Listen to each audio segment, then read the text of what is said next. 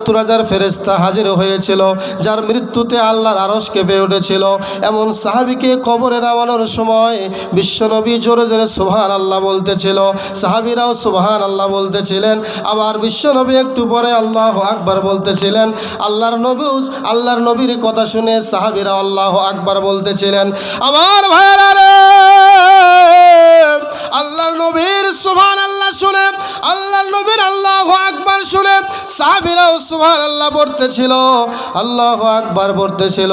যখন দাফন সম্পন্ন হয়ে গেল, বিশ্বনবীকে সাহাবীরা জিজ্ঞাসা করলেন, ইয়া রাসূলুল্লাহ, ইয়া হাবিবাল্লাহ, আপনি প্রথমে কেন সুবহানাল্লাহ বললেন, পরে কেন আল্লাহু আকবার বললেন?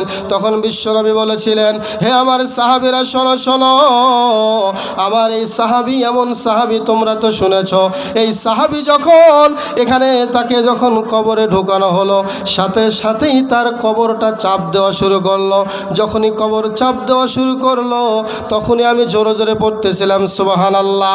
আবার একটু পরেই দেখলাম কবরটা আবার দূরে সরে গেল, কবরটা আবার প্রশস্ত হয়ে গেল। তখনই আমি বললাম আল্লাহু আকবার, বলেন সুবহানাল্লাহ।